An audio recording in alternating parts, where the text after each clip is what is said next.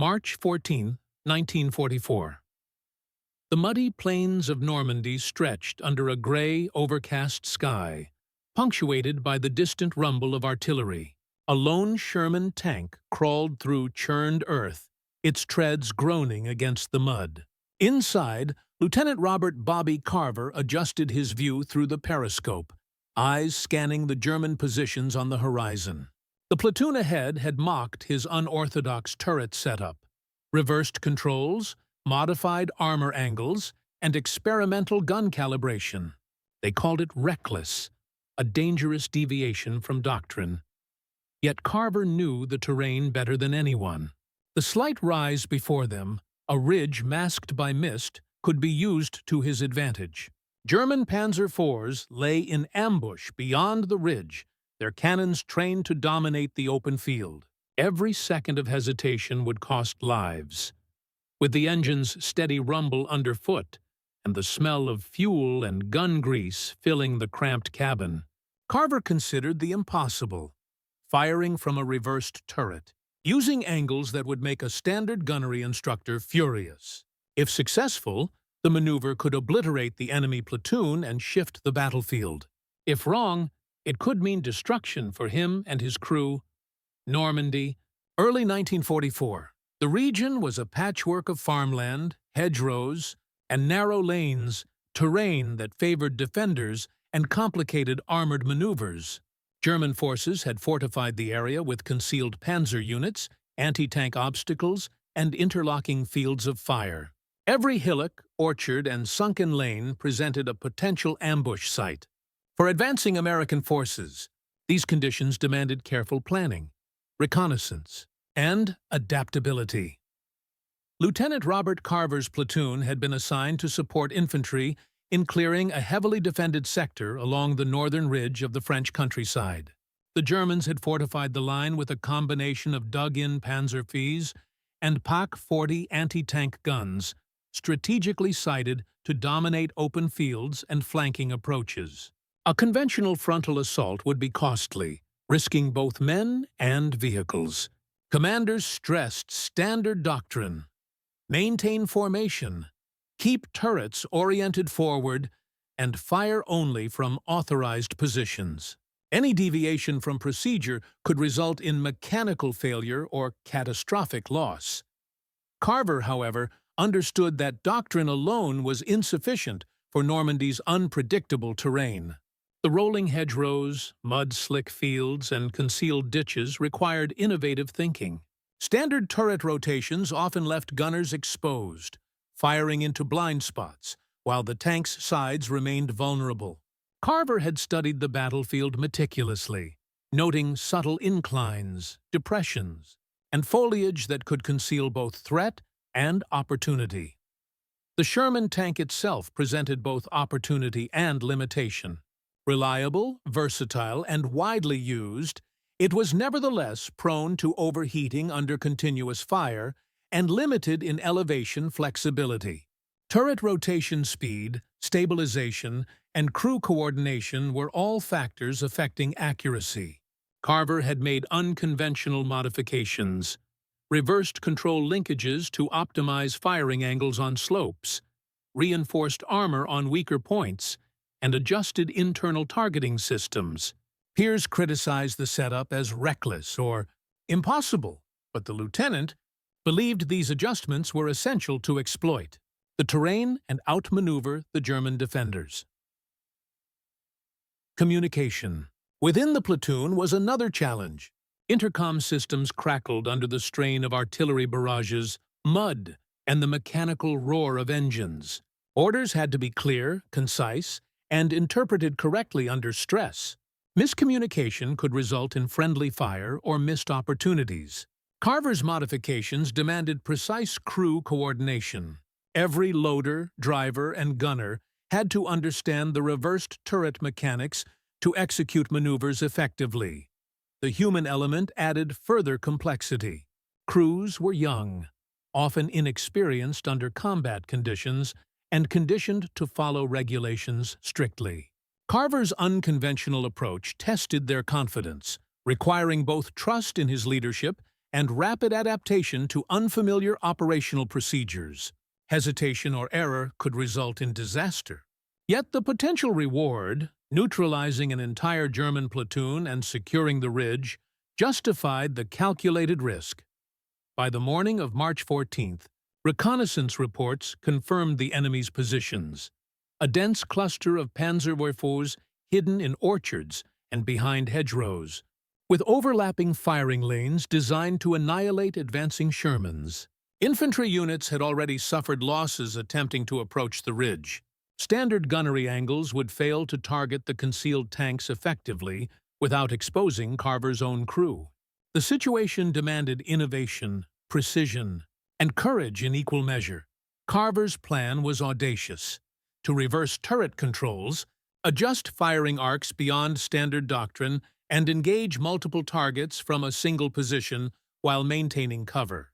Success would demonstrate that understanding terrain, mechanics, and human coordination could overcome even well-prepared defenses. Failure would be catastrophic, risking the lives of his crew and potentially compromising the entire advance. The stage was set. Normandy's rolling landscape, German fortifications, and the looming ridge created a high-stakes environment where one tank commander's ingenuity could determine the fate of both his platoon and the sector. The coming engagement would test not only technical skill but leadership, courage, and the ability to defy conventional expectations under fire. The German defensive network in Normandy was designed for efficiency and lethality. Panzer IVs were positioned to cover open fields, orchards, and narrow lanes, creating overlapping fields of fire that made frontal assaults extremely costly. Each tank's hull-down position and concealed firing port allowed defenders to maximize damage while minimizing exposure. Anti-tank obstacles, including ditches, hedgerow fences, and minefields, funneled advancing Shermans into kill zones.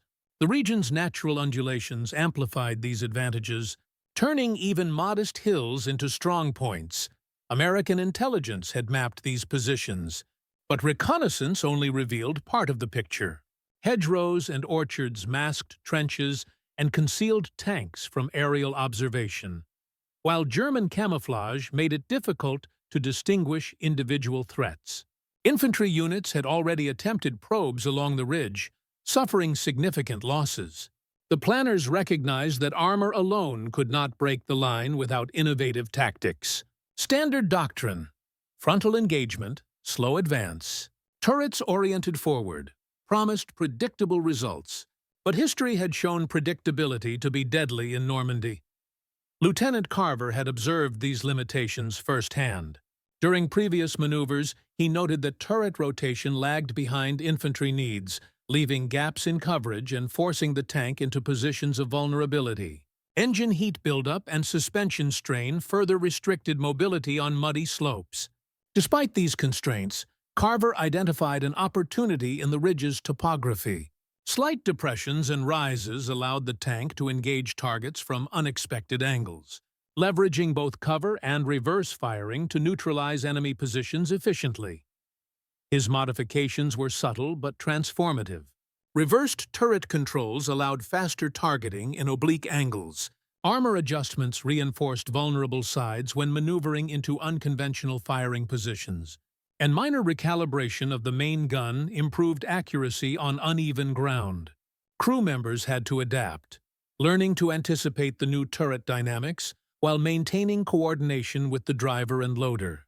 Training exercises had built familiarity, but nothing could replicate the tension and immediacy of live combat under enemy observation. Environmental factors further complicated operations. The mud slowed tank movement, while fog and low cloud cover limited visibility for both attackers and defenders.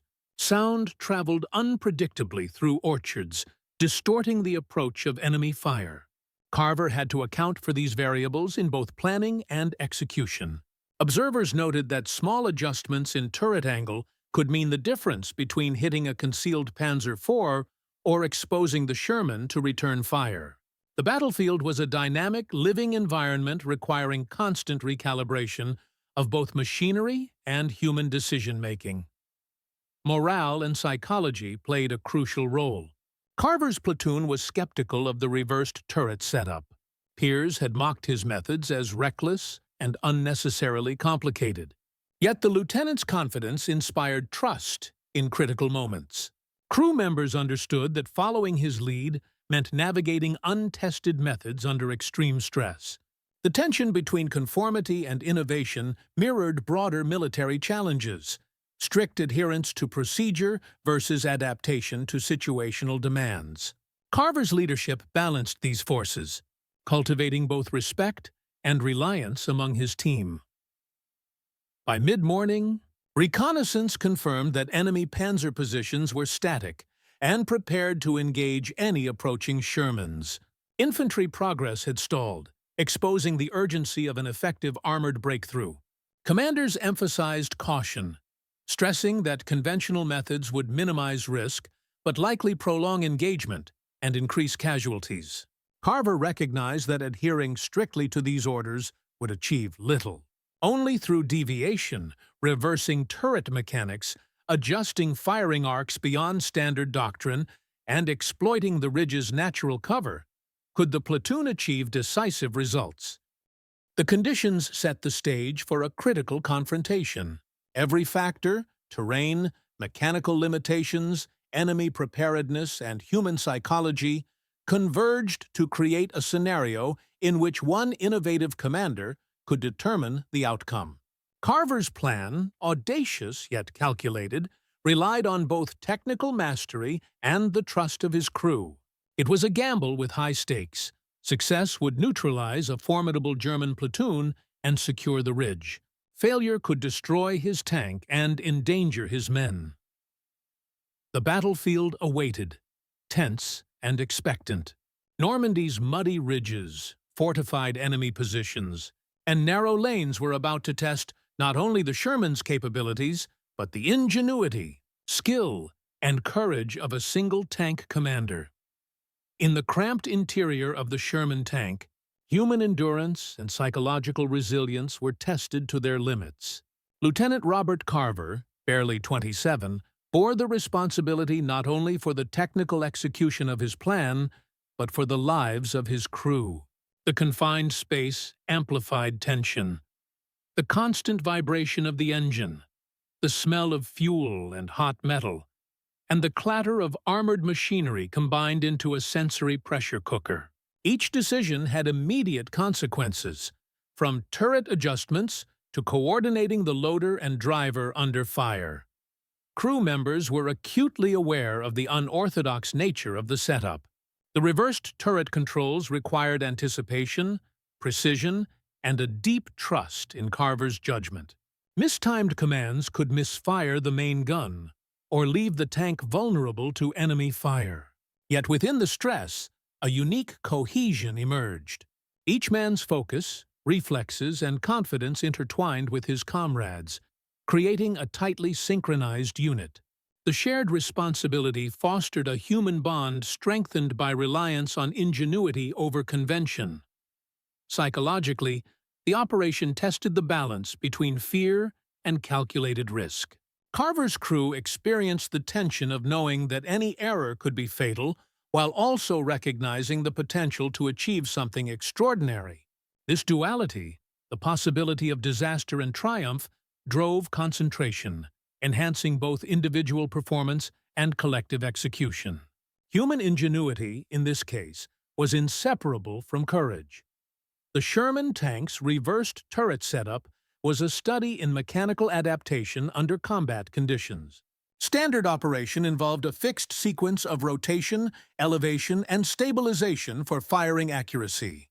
Carver's modifications, however, allowed the gun to engage targets from angles previously inaccessible without repositioning the entire vehicle. This required recalibration of hydraulic linkages, fine-tuning of traverse controls, and adjustments to the main gun's elevation system. Operating the modified turret demanded precision.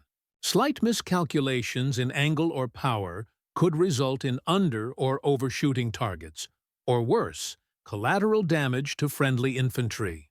Environmental factors such as muddy ground, uneven terrain, and subtle elevation shifts compounded the complexity.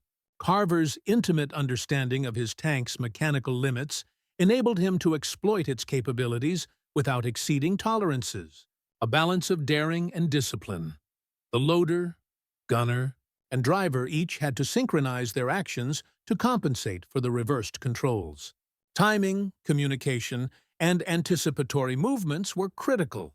The technical success of the setup rested not only on mechanical ingenuity, but on flawless human-machine integration.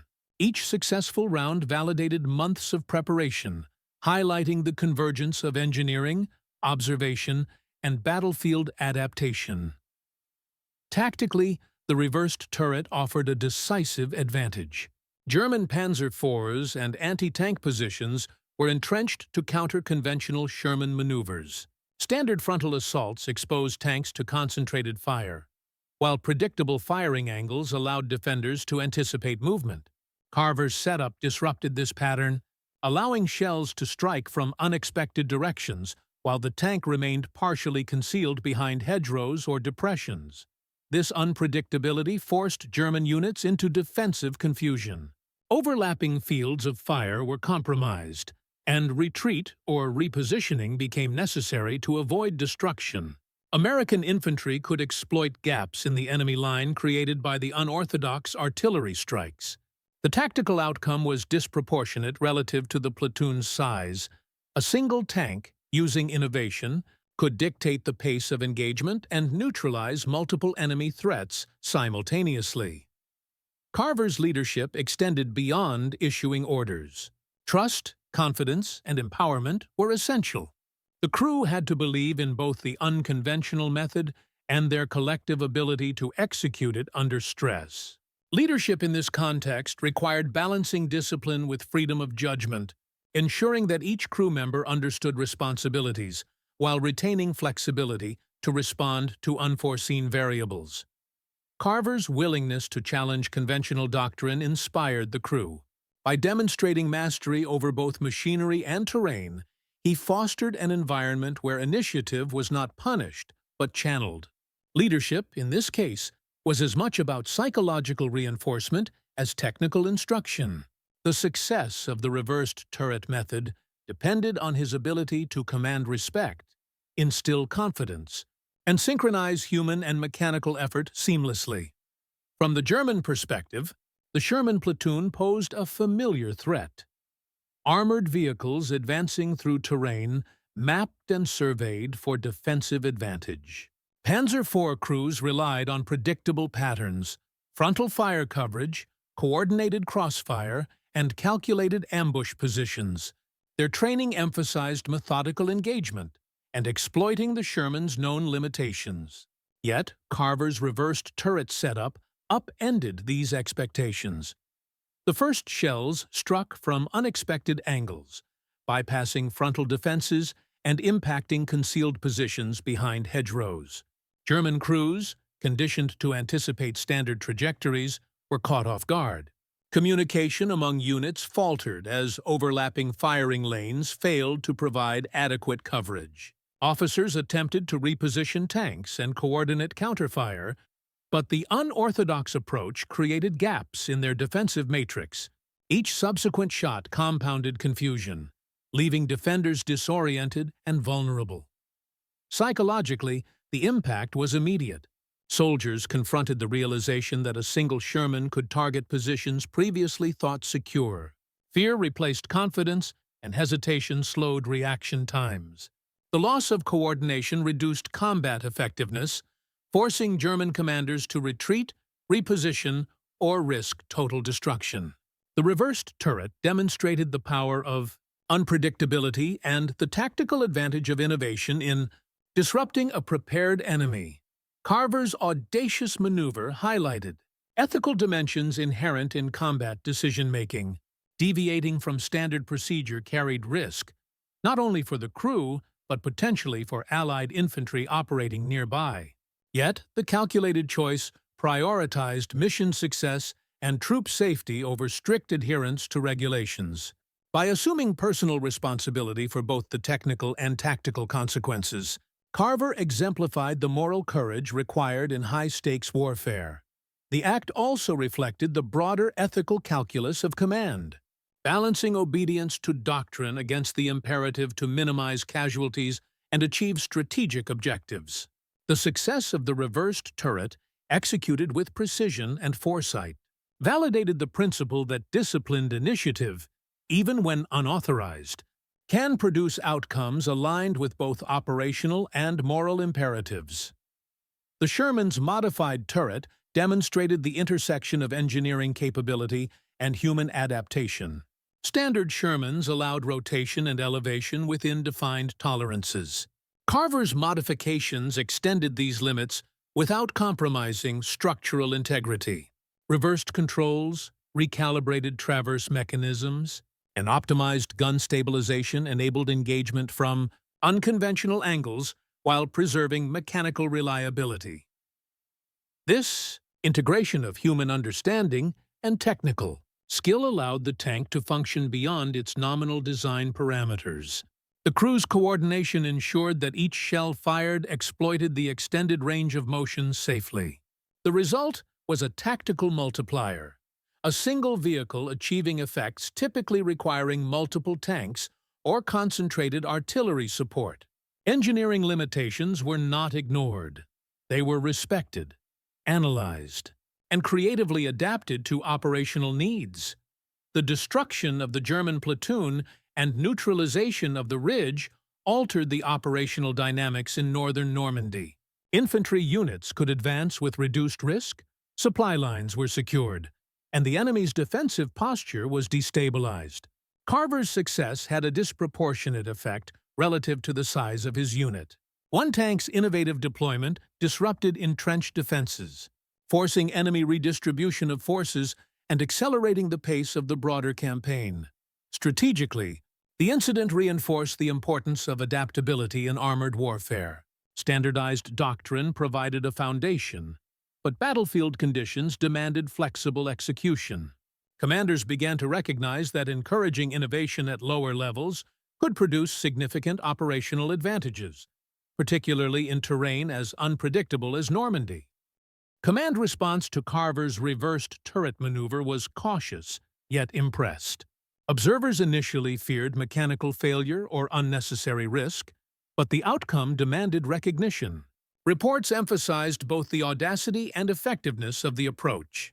Leadership acknowledged the potential value of controlled deviation from protocol while stressing the importance of judgment, training, and precision.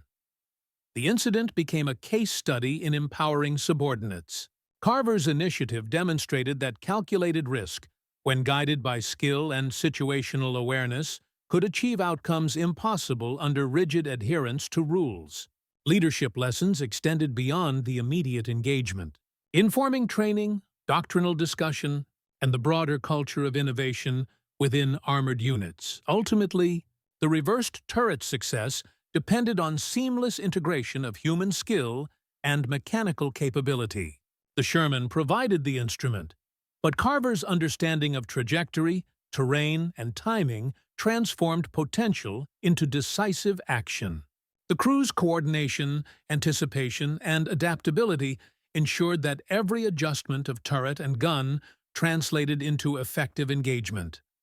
This synergy highlights a core truth of armored warfare. Even the most sophisticated machinery relies on human insight to achieve its full potential. Precision, courage, and observation amplified the technological platform, producing results that doctrine alone could not predict.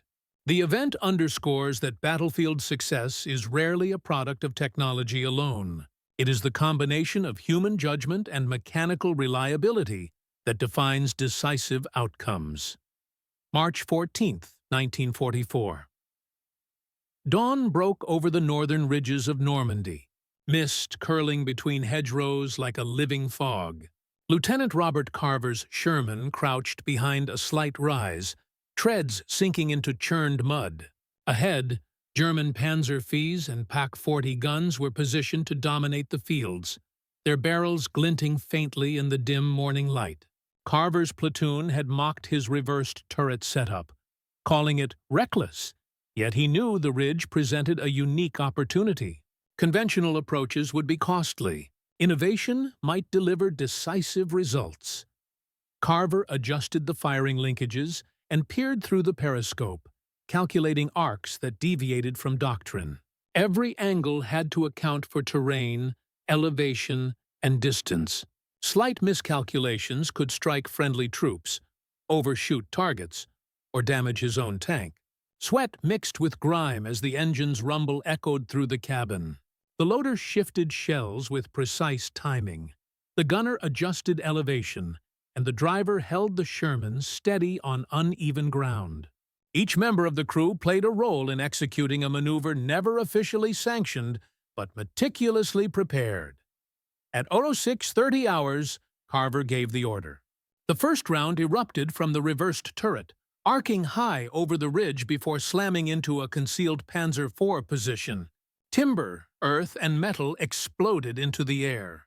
German crews scrambled, firing back blindly. But the shell had disrupted overlapping fields of fire, neutralizing the first line of defense. Smoke and debris filled the orchard, obscuring vision while the Shermans remained partially concealed behind mud and hedgerows. The second shell followed within moments, striking a POC-40 emplacement. The ground shook. Branches snapped under the force. Carver adjusted the angle, fine-tuning for range and elevation, while anticipating enemy reaction. The Sherman's reversed turret allowed strikes from angles conventional setups could not reach, catching multiple targets off guard.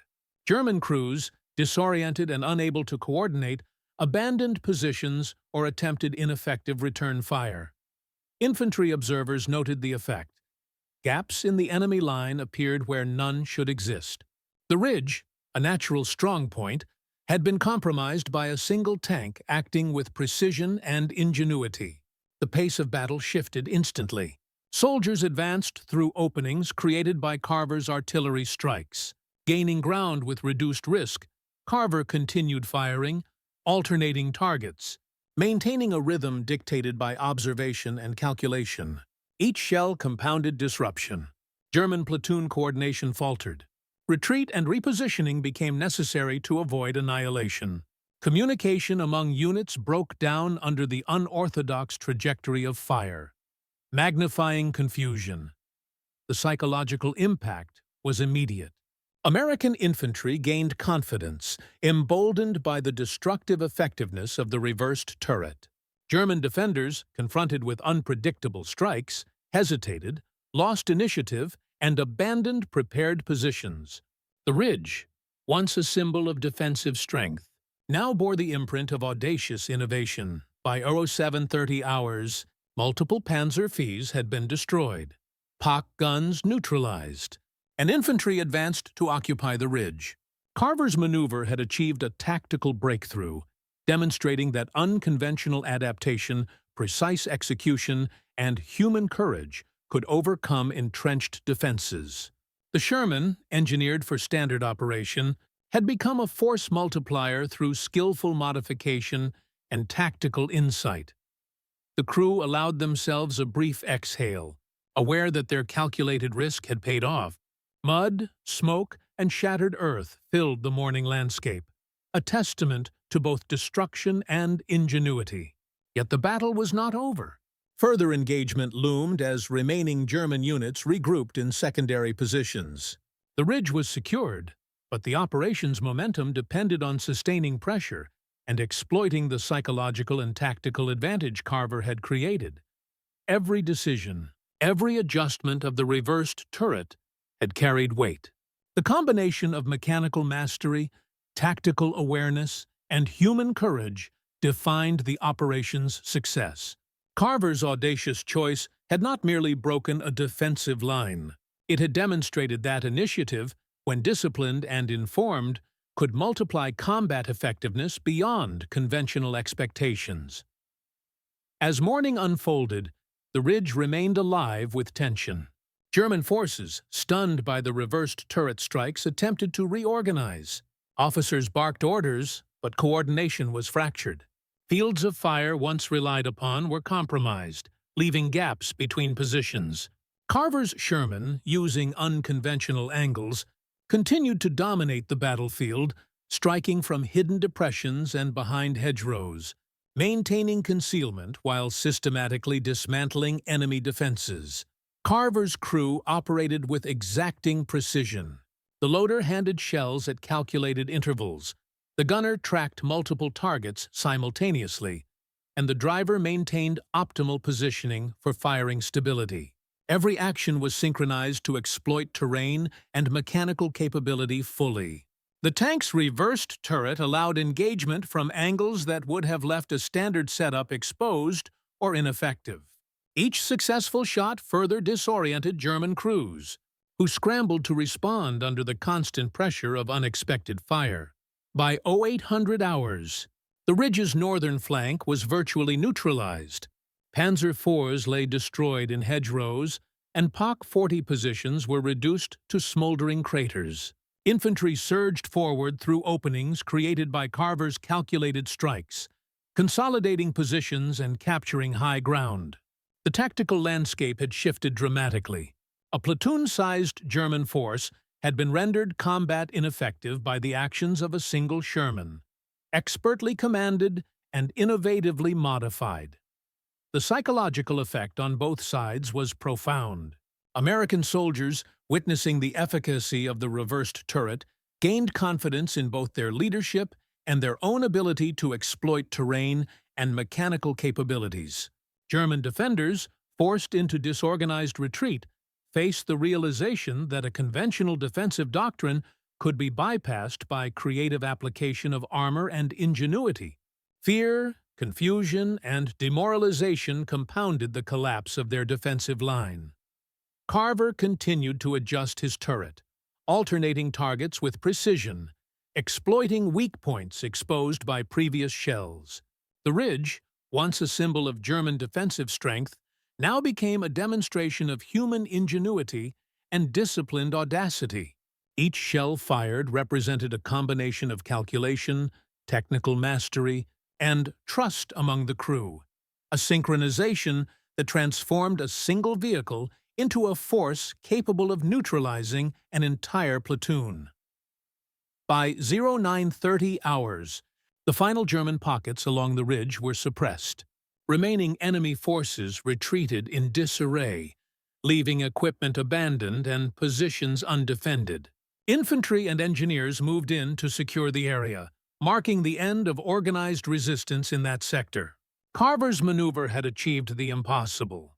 A single Sherman, operating with reversed turret mechanics and calculated audacity, had destroyed a platoon-sized enemy force while maintaining crew safety. Command observers documented the engagement in meticulous detail. Reports emphasized the unprecedented use of reversed turret angles, the accuracy achieved under combat conditions, and the profound tactical impact of a single innovative tank. Discussions began on adapting artillery and armored tactics to allow controlled flexibility, recognizing that innovation, when disciplined and informed, could produce disproportionate results. The aftermath on the ridge was tangible. Craters, destroyed Panzer IVs, and shattered hedgerows marked the Sherman's path. Infantry occupied the high ground, supply lines were secured, and momentum for the broader Normandy campaign shifted decisively in favor of American forces. The engagement demonstrated that a combination of technical ingenuity, human courage, and precise execution could overcome entrenched, prepared defenses, redefining the tactical possibilities of armored warfare. In the quiet moments after the engagement, Carver's crew surveyed the ridge. The Sherman, mud-streaked and battle-worn, had performed beyond conventional expectations. Smoke rose from destroyed enemy positions, while the rumble of artillery in the distance reminded them that the battle for Normandy was far from over. Yet for a moment, the ridge belonged to them, secured through a blend of human skill, mechanical mastery, and audacious innovation. This episode underscored a central truth of combat. Success is rarely determined by doctrine alone. Human ingenuity, when combined with precise technical knowledge and courage under fire, can redefine the battlefield. Carver's reversed turret setup exemplified this principle, demonstrating that disciplined risk-taking, informed by observation and skill, could yield results that far exceeded conventional expectations.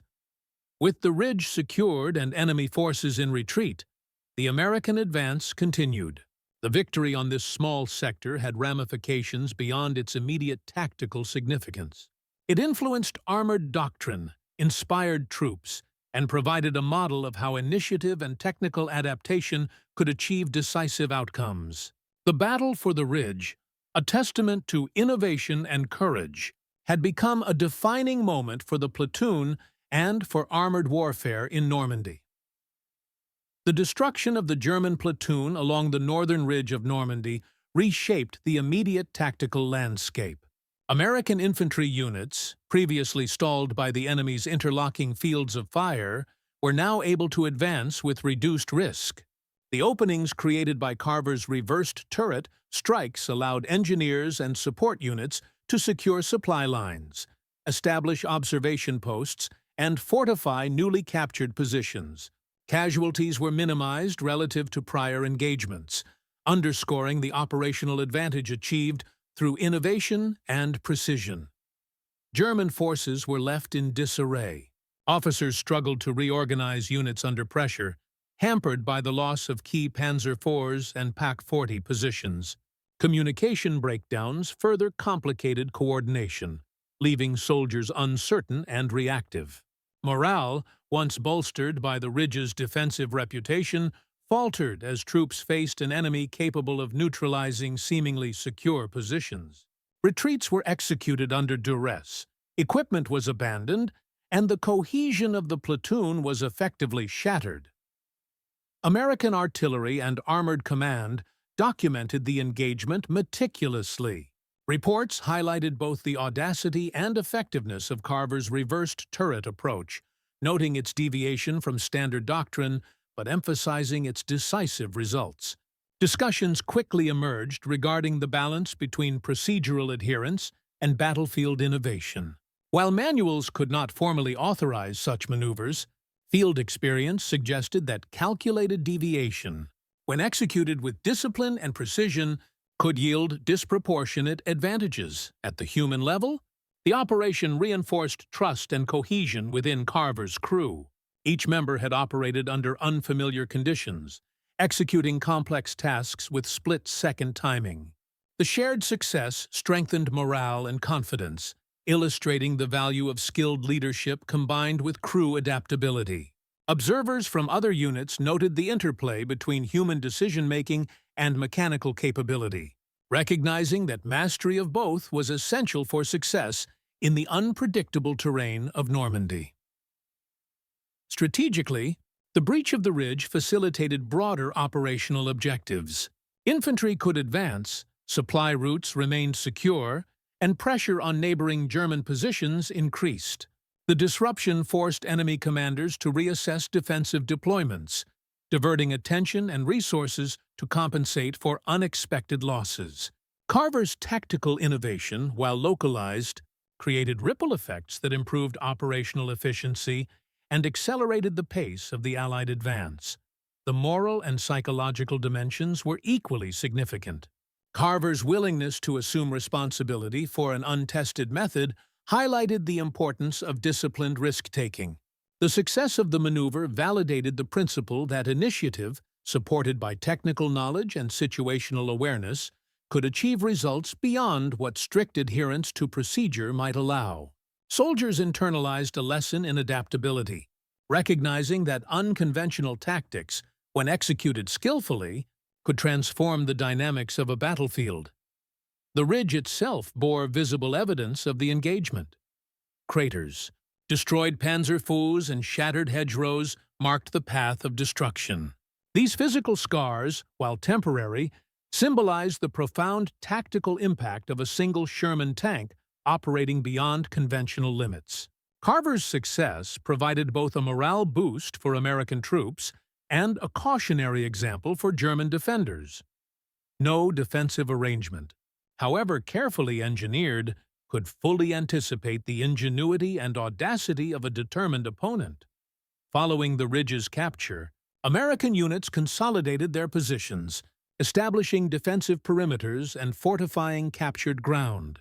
Infantry advanced through previously contested sectors with reduced resistance, exploiting gaps created by Carver's precise, unconventional strikes. Engineers cleared obstacles, repaired supply routes, and established observation posts to prevent counterattacks. The once formidable German defensive line was now fractured, allowing the Allies to maintain momentum across northern Normandy. German forces attempted to regroup further south, but disorganization hindered their efforts. The loss of Panzer IVs and anti-tank emplacements created critical weaknesses, forcing commanders to redeploy units into less advantageous terrain. Communication failures compounded the problem, leaving isolated squads vulnerable to continued artillery and armored harassment. Morale suffered heavily as soldiers realized that conventional tactics could be neutralized by innovative enemy action. Hesitation and confusion further reduced combat effectiveness, contributing to the rapid collapse of organized resistance in the sector. Carver's success also influenced armored doctrine. Observers documented the effectiveness of reversed turret angles, precise coordination, and adaptive maneuvering under fire. Training programs began to emphasize the importance of understanding vehicle mechanics deeply, anticipating environmental challenges, and making calculated adjustments when terrain or enemy dispositions demanded. While manuals remained rooted in standard operating procedures, field experience highlighted the potential of controlled innovation to achieve decisive outcomes. Within the platoon, crew cohesion and confidence grew markedly. Each member had executed complex tasks under extreme stress, reinforcing trust in both leadership and team capability. The experience validated the principle that human judgment, when combined with technical mastery, could multiply the effectiveness of armored units. Carver's leadership, balancing initiative, responsibility, and precision, became a model for other commanders facing similarly unpredictable terrain and well-fortified opponents. Strategically, the ridge's capture accelerated the Allied advance. Reduced enemy resistance allowed for the rapid movement of troops, the securing of critical supply lines, and the establishment of artillery positions supporting broader operational goals. The German retreat required the diversion of additional forces, stretching their resources and weakening defensive capabilities elsewhere. Carver's one tank, through innovative use of technology and tactical acumen, had produced effects comparable to an entire platoon acting under conventional doctrine. The psychological impact on both sides was significant. American forces drew confidence from the demonstration that ingenuity and precision could overcome entrenched defenses, inspiring morale and a renewed belief in their operational capability. Conversely, German troops, confronted with the unpredictability of the reversed turret strikes, experienced demoralization and fear.